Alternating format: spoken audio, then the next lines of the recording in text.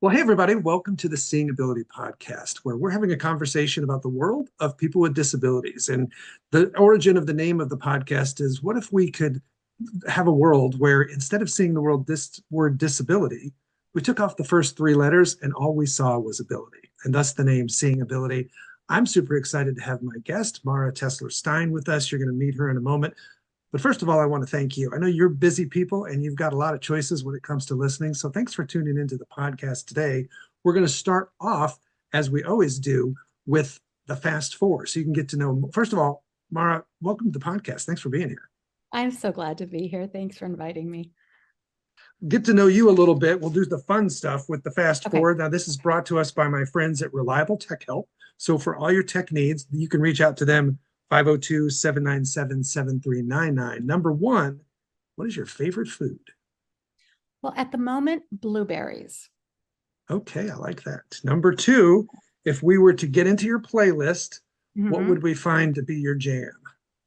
I am really eclectic. So you would Okay. find Leonard Cohen, you would find some show tunes, you would find, some oldies. I'm sort of these days a little bit appalled and offended at what the youngins are considering oldies. Real oldies are from like the 60s and the 70s, let's be clear. Okay. Okay. Folk tunes, Uh, that sort of, so big mixture, different languages, stuff like that. so like the OG oldies. I like The that. OG oldies, right? Exactly. Okay, absolutely. Okay, number For real. three, something you're enjoying consuming in the realm of a TV show, a streaming show, a movie, a Mhm, good book. mhm. So I am a longtime fan of sci-fi and fantasy. Okay. So I just finished watching season 2 of Severance with my kids Hmm.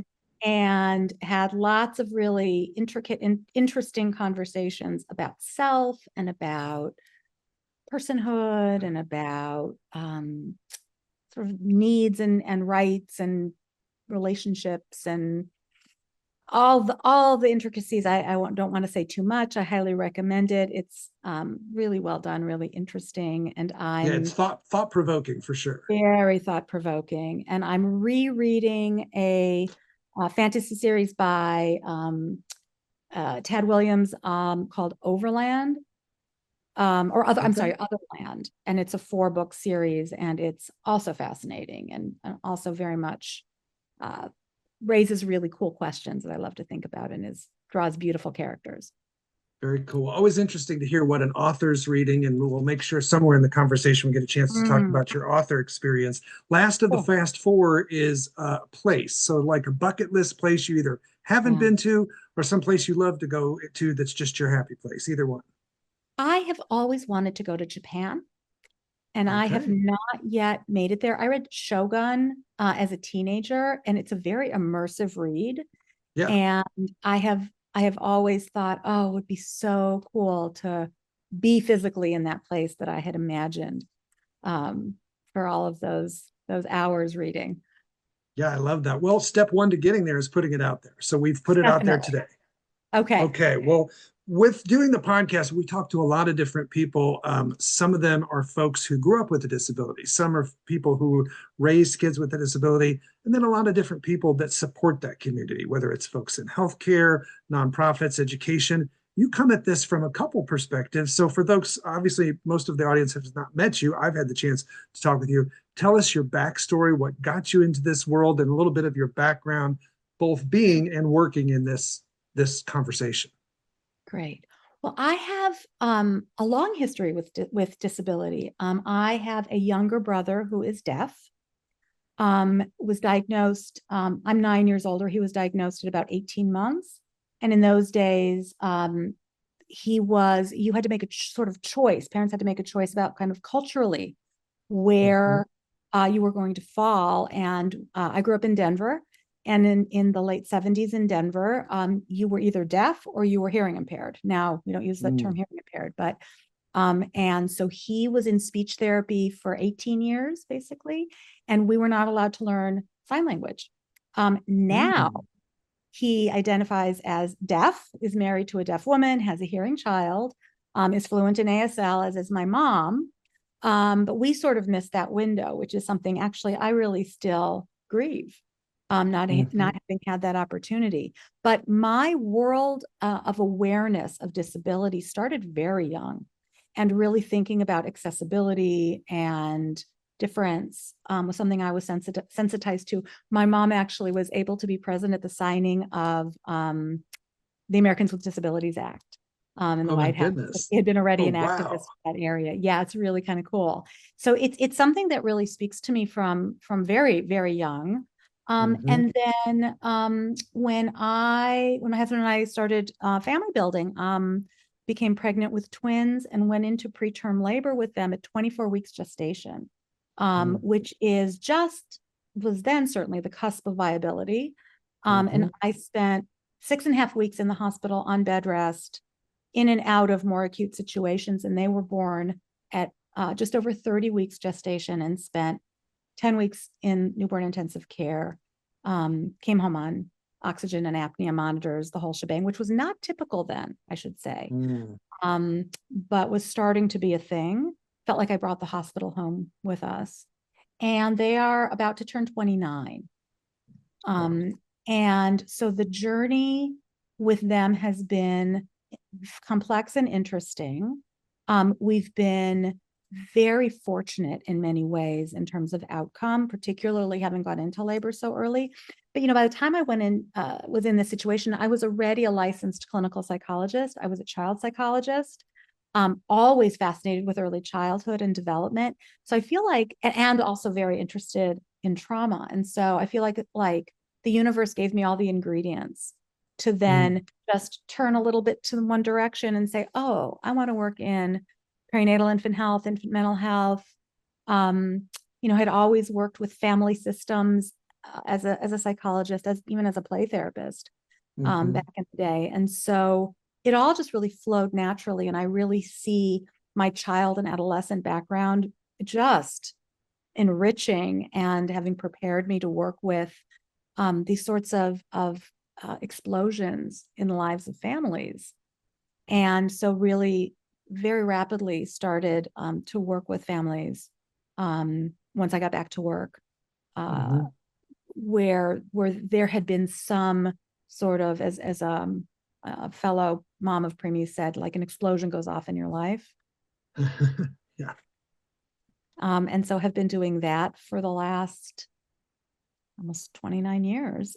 And over time have also done quite a lot of in-service work with healthcare providers, done a lot of research and writing for parents, and now actually for other clinicians, really just trying to take what I've learned from so many families, and trying to crystallize it in a digestible way to really communicate what is actually happening for people, the range of things, the complexity of things that are happening for people, so as not to oversimplify and to really get into a deeper place of healing. And in writing for parents and speaking to parents, just want to know that they're seen, they're not alone. Yeah, big purpose behind this podcast. So what a unique guest to have, because like I said, your early experience with your brother, and then your mom being an activist, and then having a child in this realm, and then working in this realm. You've got a lot of different perspectives. It starts for most of us. You mentioned 10 weeks in the NICU. That sounded very familiar to me. Sophie was a 26-week, pound and a half preemie. For a lot of us, it starts with that curveball, that acceptance piece of like, life's going to be a little different than maybe we thought when we registered for gifts when the family was expecting that baby. What has been your journey with that, the patients you work with, the people you talk to? What lessons come away from that whole piece of like, life's going to be different? How do we work through that, acknowledge that, and then get to a place where we move on from that? Yeah. I think it's really natural, especially in our culture, to believe that if we follow the rules and we do what we're told are the right things, that everything will go to plan. And when that doesn't happen, there's a tremendous loss of innocence. Yeah. And it feels like a betrayal of trust, this bargain that we've made implicitly with the universe in some way. And there's often a why me, why my baby, why my children. Mm, Um, and so I think that a lot of the I must have done something that people will communicate, certainly in therapy, comes from this idea that I must have done something mm, to make this happen. And I think that part of the process of acceptance, and this is not just in the moment of impact, right. but lifelong, is really coming to terms. I can tell you, I'm still grappling with this with my young adult, with my young adult children, is like, this is their journey. Mm, I'm here to support and to guide at times and to be present. And there are so many things that I could not have done anything about, and mm, that I couldn't have prevented or I couldn't have facilitated. And that's really hard. It's yeah. really hard to sit with what we can't make different. And Hmm. what does it mean to be a different kind of parent to a different kind of child? And Yeah. whatever that looks like. And as we all know, that can be a tremendous range. Um, and so there's a challenge to identity as a parent, Hmm. and then there's a challenge to relationship with the child, because it's so natural to want your child to be the child you imagined. And I think this is Right. a common parenting dilemma, but when your child is impacted, um, in whatever ways they're impacted, genetically or at birth or because of illness or prematurity or anything else, those realities can take really, they continue to face them over the course of development, because the implicit comparisons with their peers, or the journey they're on and how that looks, and what their peers are Hmm. doing and what other parents are doing with their kids, and how all of that is looking, um, may not be in sync. Some things Right. might be and other things might not be. So that acceptance isn't a moment. Acceptance is, um, it's a process, but it's more like there are opportunities over and over again to sort of Yeah. look at what is, and to come to sort of be present with it, and also um, come to embrace it, even with the pain that can come with it.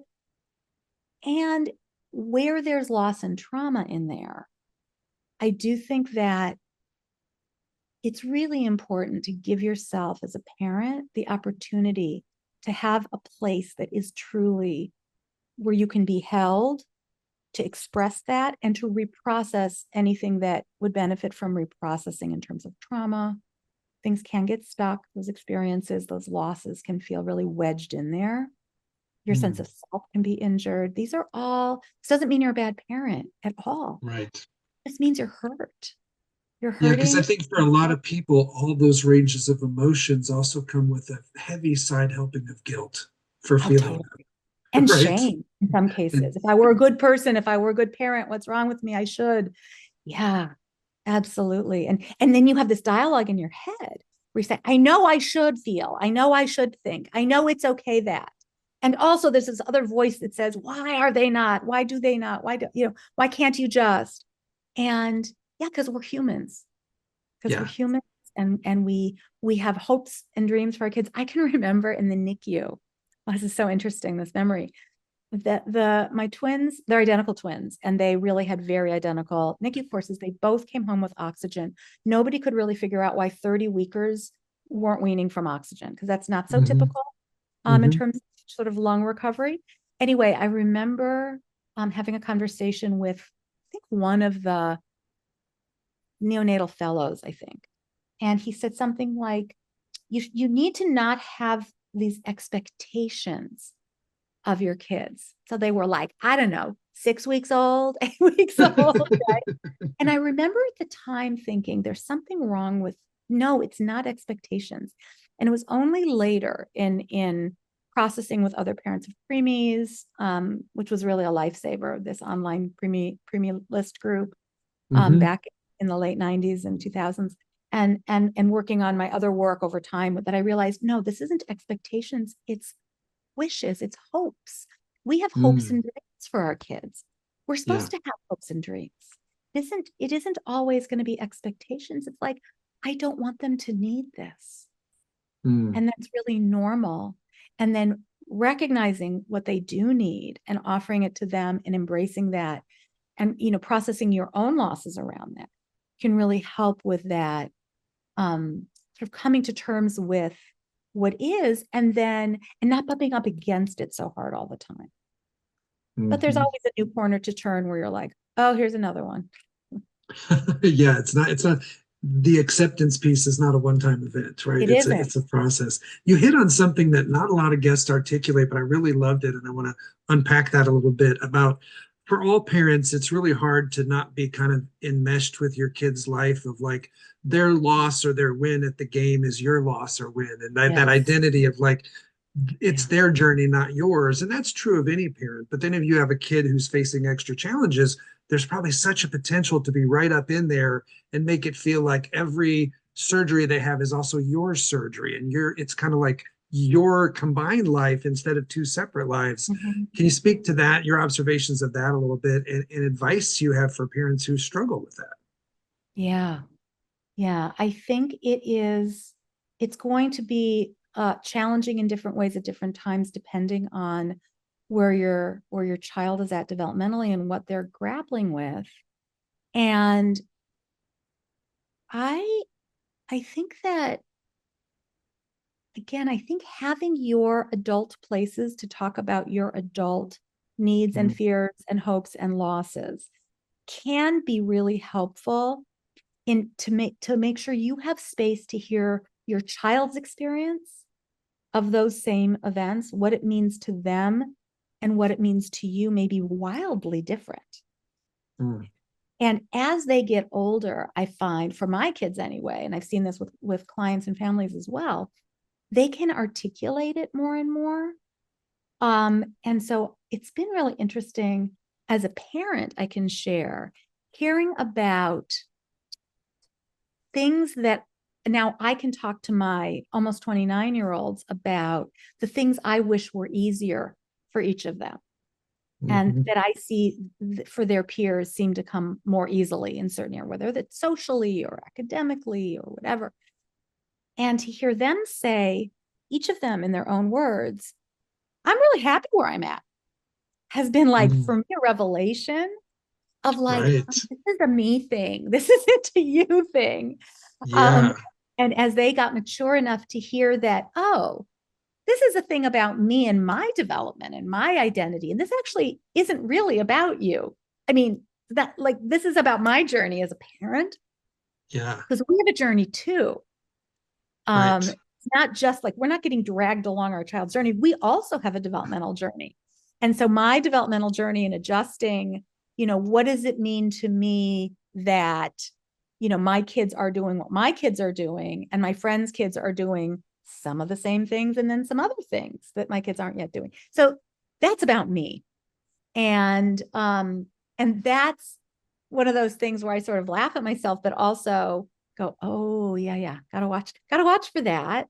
And then, don't beat yourself up when you realize that you've gotten yourself kind of entangled, because it's so natural. And it goes Mm. back to those wishes and hopes and longings again, I think. You mentioned having a space to have those adult conversations and share how you're feeling. It's an observation in all the conversations I've had, both working on my book and hosting this podcast, of like you think of all the assessments and all the things Oh, to make sure your kid is doing well, but how yeah, few of them are ever turned to mom and dad and say, how are you doing? The absolutely. mental health needs, the recognition that kind of like there's a lot of services that might jump in and provide various therapies for the kid, but the idea of mental health services being even on the checklist to think Yeah. about. What's your observation of that presence or lack of presence in our system? Oh yeah. I mean, I think that the assumption is that the parent is gonna slot right in and do the things that are needed. And there's a peripheral or checking the box of like, and how are you doing? Okay, good, let's move on. And it's really when parents melt down, when parents hit Mm, the wall, that somebody pays attention. And it was Right. funny. It literally happened. I like to share the personal examples because I can give a lot of detail and remember them.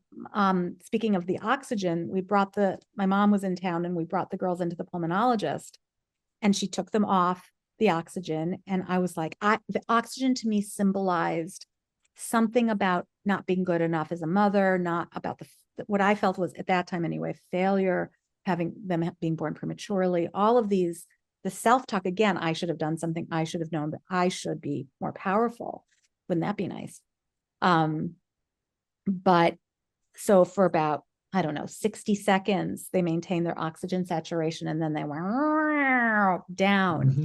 And I burst into tears. And Mm. the pulmonologist, so illustrates what you were just saying. Lovely woman said, they're okay, they're going to be okay. And my mother looked at her and said, look at her. She's not okay. Right. Right? Yeah. So I think and I certainly think with pediatric specialists, I think, right, and I think a good normal response to say, this isn't a disaster, this isn't an emergency, your babies will grow out of this.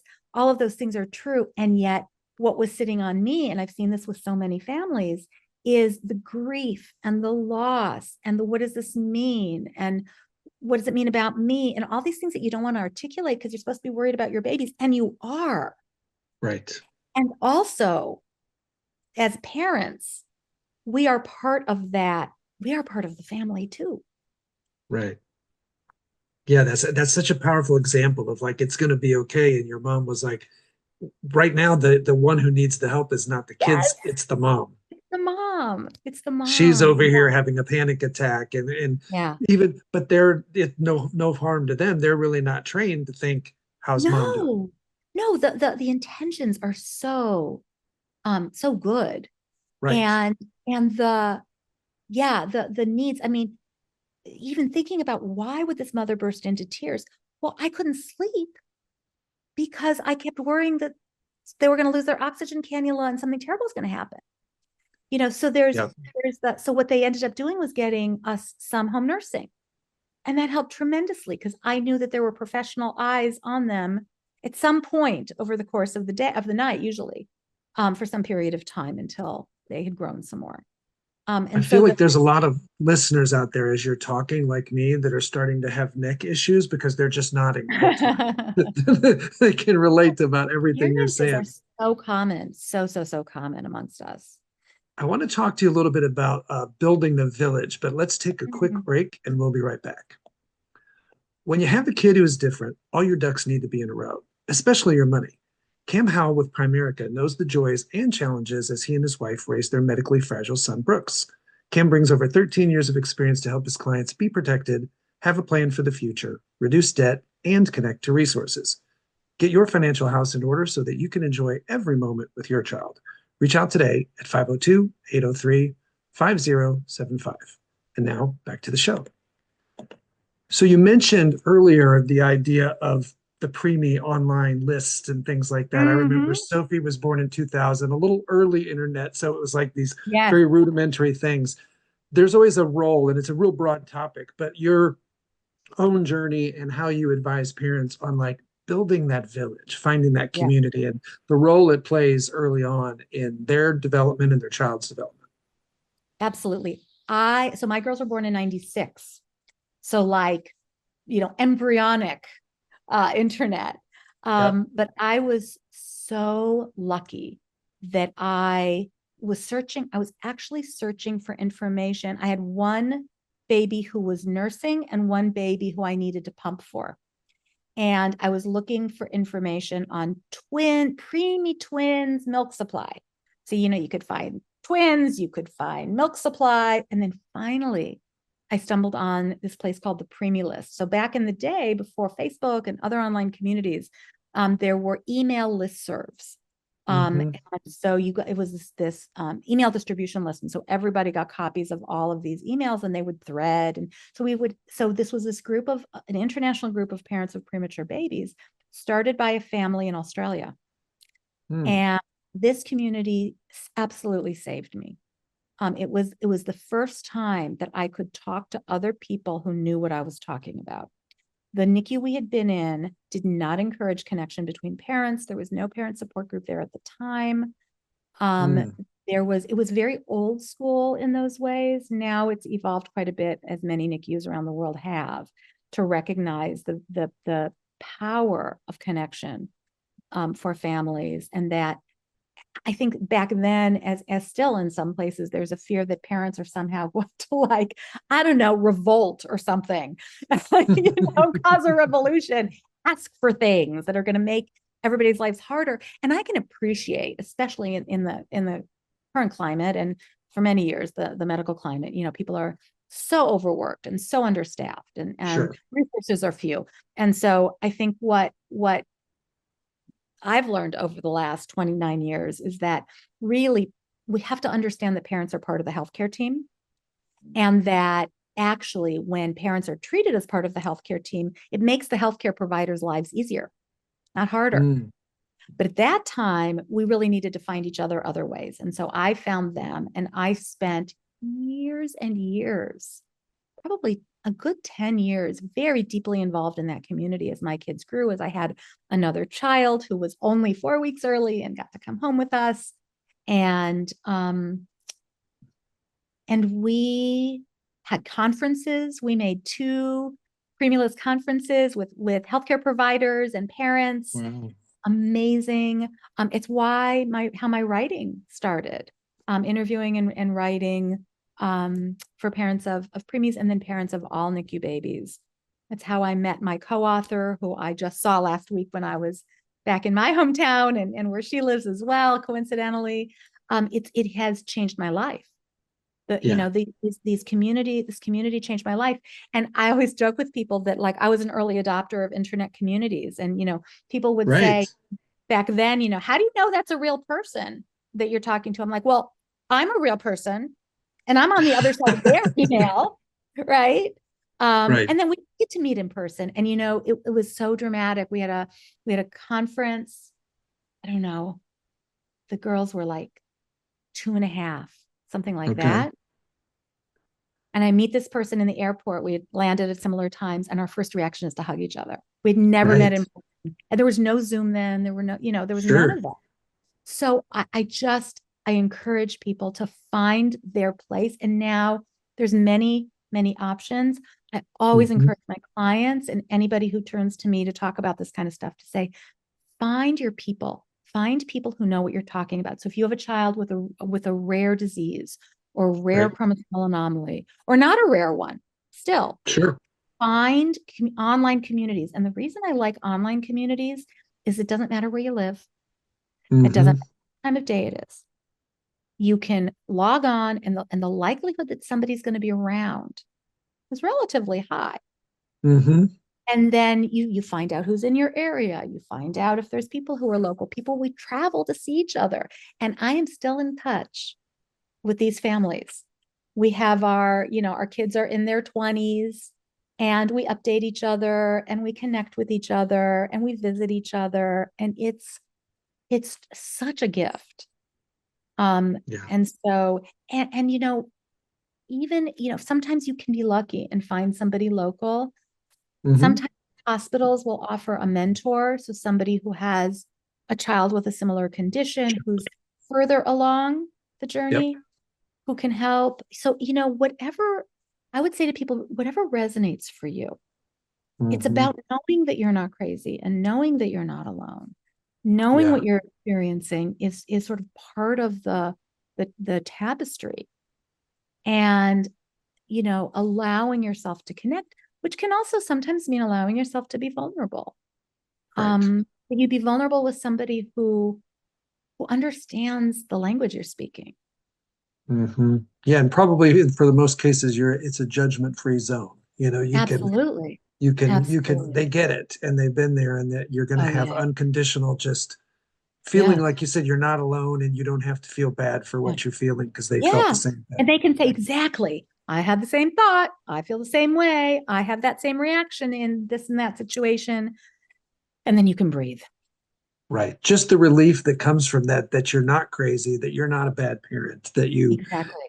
even people hearing this today might be like, you're singing my my song right there. So Yeah, really can't overstate the importance of finding your group of people that get it. absolutely. I Absolutely. love it. And again, not just in one moment in time, but ongoing. Yeah, it's a big That thing. don't expect yourself to be like, well, I'm done now. Yep. Because people will say, when do I get back to normal? And I say, you don't get back old normal? No, no. These experiences are transformative and they're supposed to be transformative because they're Whose the goal most, was to be normal anyway, right? well, that's for sure. That's for sure. But people want to get back to how they felt before. Yeah, I get it. And that's not, yeah. And that's not the thing. The most important experiences in life change you. So let me ask you, as your child moves on and they're developing, you mentioned that comparison, milestones, things like that.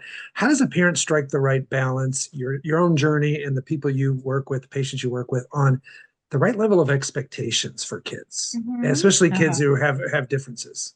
Mm-hmm. Yeah, I think that is an attunement process, and there is some trial and error there, Hmm. where um, you have to sort of know what the deal is with your child. So, for Hmm. example, kids who come home from the NICU with oral aversions and have feeding difficulties, for example, and even as they grow, they may be very sensitive to textures and don't like to chew on certain things or certain tastes. When well-meaning friends and family say things like, well, when they're hungry, they'll eat. I just sort of shake my head and say, well, maybe, but probably not. They'll probably eat and then throw up. So in a Right. situation like that, you want to deal with people who know about those particular issues. On the Yeah. other hand, there are situations where as parents, we are worried about kids taking risks. And I don't mean Mhm. dangerous risks. I mean taking care of something on their own, trying something they're a little scared of. That's, not dangerous stuff. And I think that the let's try and let's see how it goes can be a really helpful stance, so that you're presenting this idea of like, even if things don't go as planned, that's okay. We adjust Mhm. and try something else, or we try it again, or we practice, or we figure out what got in the way, what interfered, what was missing. Let's play together, but without the pressure of you must, you must, you must. Sure.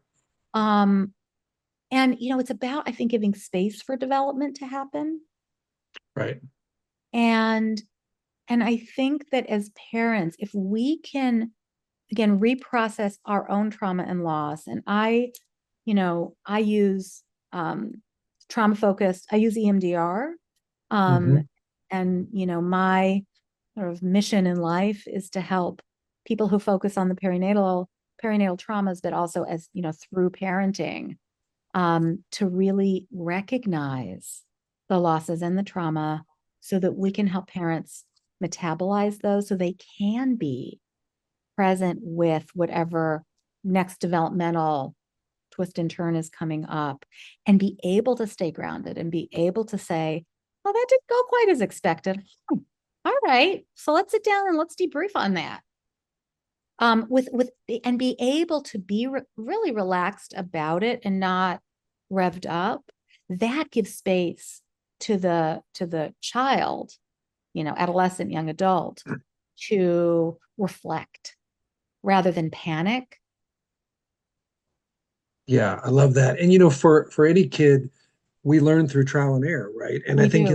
in some cases with kids who have extra challenges, there could be a tendency to step in and rob them of the ability to try. Yeah, definitely. Yeah, Definitely to sort of rescue. And it's so understandable. We want to protect them. right. And what we need to do is accompany them. And it can be harder than it sounds to not Yeah. protect. So tell us, I know a lot of people just meeting you and hearing you talk, they're like, I could listen to her for hours. Tell us about your book titles and also like Oh, sure. website. If people just want to know more about your work, how do they find you? Yeah. So I run a training company called the Touchstone Institute, and we provide trauma-focused training for therapists who work in Mm, the perinatal space. And my big mission is to train perinatal specialists in EMDR. mhm. And so we get to talking about community and village. We get, instead of perinatal specialists walking into a general EMDR training, and when you tell people, what you do, and they look at you like, oh, and they're like, go to lunch with somebody else, I think. Um, you get to hang out with people who, again, speak your language, Right. understand. And I think those of us who work in this area, again, often have a personal story of some kind. And so that's Hmm. also very welcome in the community. So we do lots of training, and I do lots of writing. So I have two books that I co-wrote with Deborah Davis, who wrote Empty Cradle, Broken Heart, Surviving the Death of Hmm. Your Baby. She and I have written two books together for parents of premature babies and NICU babies, based entirely on interviews with parents from around Mm. the world. And those books have been out for quite a while now. And in recent years, we've written some book chapters for professionals. So we've written some book chapters for NICU professionals and follow-up care professionals. And right now, I am the editor of a book that should be out in the next year or year and a half for EMDR therapists, all about Mm. EMDR and perinatal mental health. So, a variety of material, but people who want to know more can go to thetouchstoneinstitute.org.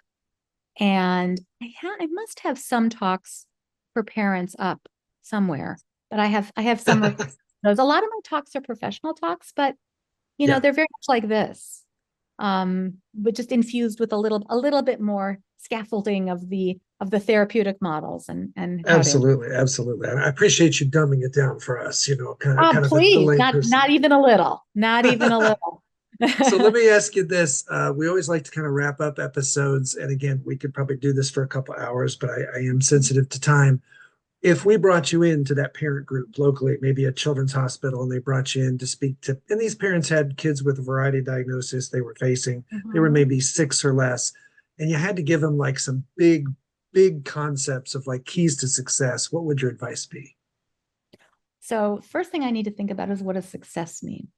And in my mind, it means staying connected to your child Mm, and being present for their twists and turns and your twists and turns. So I would say, do the things that you need to do and find the people that affirm your role as parent and your love and bond with your child. mm, And that's the foundation of everything else. And other things can't happen, as well anyway, developmentally or in other ways, when that is not solid. So prioritize that. Um, and there's no such thing as perfect. mm. Good enough is good enough. And thank God, because there is none of us can be perfect, nor should we be, because the world Right. isn't perfect. And Yeah. so, It's not a real healthy goal. yeah. And really, so much of growth is about repair when we've Yeah. missed the mark, when we make a mistake, when something doesn't go to plan. And it benefits our kids to see things that are hard for us to, and to speak to that, and Right. to speak to things like trying again or persistence or getting help with something that's hard. It doesn't benefit them for them to think that everything we do comes super easily. While at the same time, the things that do come easy for us, we can name and help them find the things that come easy for them. Yeah. Um, I would say find time to play, for yourself to Hmm. play, to laugh, to dance, to be silly, just to not be serious all the time. Yeah. That you got to wonder, what are we doing all this for anyway? What is it Right. about, right? And then the other thing I would say to parents is, make sure you are resting. Mm, This is a marathon. Life is a marathon, and you have to rest. You have to nourish. It does not mean you're letting up or giving up or anything like that. Pushing harder does not get you there faster. And this is the living. And so make sure that you find space to nourish yourselves. Don't lose yourselves in the process, which is easy to say and hard to do. Right. But it is about finding those adult spaces and those relationships for your identity of who you were before to also still be meaningful. We all change as parents, and that's, again, I think that's natural. And it can, and for all parents, it can take some time to integrate in who I was before, these other parts of me, into also now being a parent, and then being a parent to this different kind of child, different kind of parent, all that. But remember each other and remember yourselves. Amazing. Thank you so much for being here. I literally feel like I could have you talk for 3 hours about this stuff, and Oh, I'm sure everybody feels that. If you enjoyed this episode, we could use your help not being a best kept secret. So go to the Facebook page for our podcast and like this episode, leave a comment, share it. Please rate and review the podcast. And we're looking for other guests. You might know a great nonprofit. We're doing 2 episodes a month right now. One is an individual that's in this space, and the other is a nonprofit. We would love to hear from you. And again, if you think you know other parents who would love to hear this episode too, share it with others. Mara, thanks so much for being here. thanks so much. We'll see everybody next time.